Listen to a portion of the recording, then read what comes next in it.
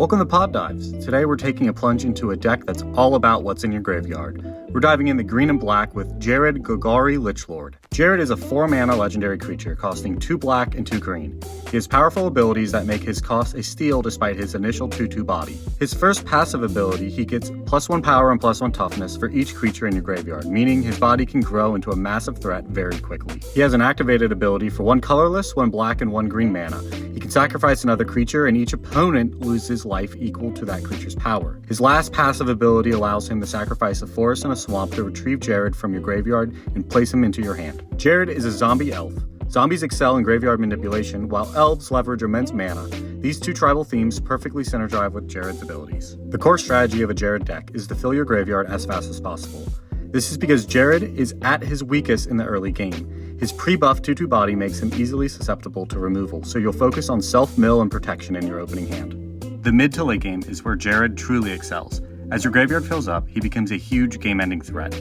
Jarad's activated sacrifice ability is especially scary because sacrificing a permanent is a cost and not an action that goes onto the stack. This means your opponents cannot respond to the sacrifice itself. If any of your creatures are targeted by a removal spell, you can sacrifice them in response to weaponize them and deal damage with Jarad. It's a key to making your deck resilient and turning your opponent's removal into a powerful weapon for you, dealing a ton of damage to each opponent. The deck is often described as a fling deck because its main goal is to fling big creatures at your opponents. His second passive ability allows you to bypass commander attacks by retrieving him from the graveyard. This makes him playable for his original 4 mana cost. It also makes your deck resilient against graveyard hate as you can return him to your hand even if your graveyard is being targeted, as you are sacrificing your lands. That's our introduction to Jarad, Golgari Lich. Part 2, the deck list. Starting with utility creatures, you will find this deck heavily relies on a creature-filled graveyard. To benefit from this, we've replaced many of our typical instant and sorcery slots for creatures that have instant and sorcery adjacent effects and can be used as such. Mechanics like Evoke on Endurance are very important as we can move a creature into the graveyard while benefiting from the creature's enter the battlefield effect. This is a perfect way to fill your graveyard and get value. Additionally, we have utility creatures like Fauna Shaman and Stitcher's Supplier to fill the graveyard fast. The goal with these is to generate mana and graveyard value while being able to dig back into your graveyard and return key creatures to your hand like Eternal Witness. Removal creatures take the place of our typical removal spell slots. Recall them from the graveyard often to deal with threats on board as needed. Wincon and Fling creatures. This is where the deck gets scary. We're running a powerful arsenal of creatures that get huge from the graveyard. Creatures like Lurgoyf, Ghalta, Primal Hunger, and the terrifying Lord of Extinction can become massive threats. All of these creatures create huge board presence as your graveyard fills up, but they can also be flung by Jarad at any time with his sacrifice ability. This deck runs a single planeswalker, Garruk Apex Predator.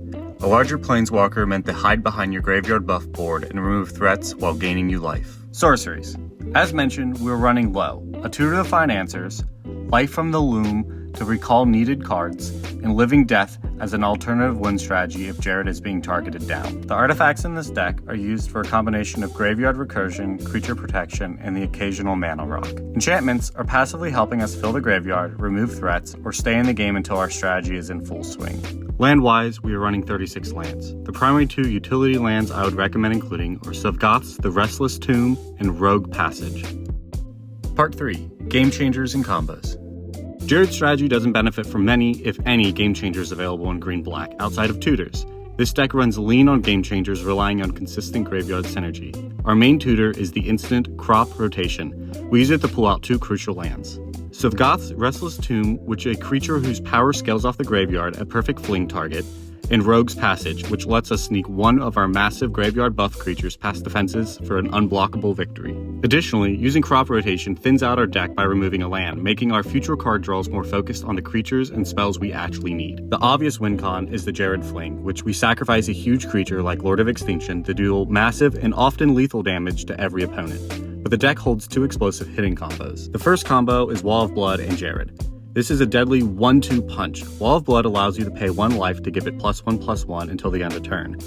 You can sink almost your entire life total into the wall and pump its power to an obscene number, and then sacrifice it using Jarad. This is the ultimate last-ditch effort if you have life available to use.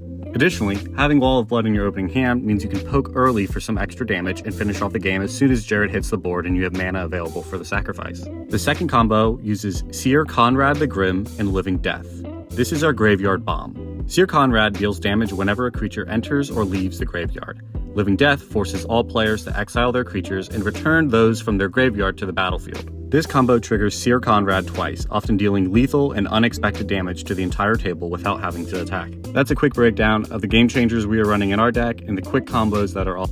Part 4. Performance and Community Review. The pod performance. Let's start with the hard numbers from our playgroup. Jarad maintains a 40% win rate in our games. While win rate below 50% is the expected norm for a 4-player commander game due to the political nature of the game, Jarad is punching above his weight. Every one of those wins was a massive fling that cleared the table, and that high percentage shows how often he manages to close out game once his Grave Engine is online. Though I will say, Jarad has become a renowned kill-on-sight commander for our pod. Let's take some time to compare our Jarad deck to the one seen via the online community and notice a few differences. Difference 1. Our high mana value threats. Our deck wins by sacrificing huge thematic creatures like Lord of Extinction and Gulta Primal Hunger.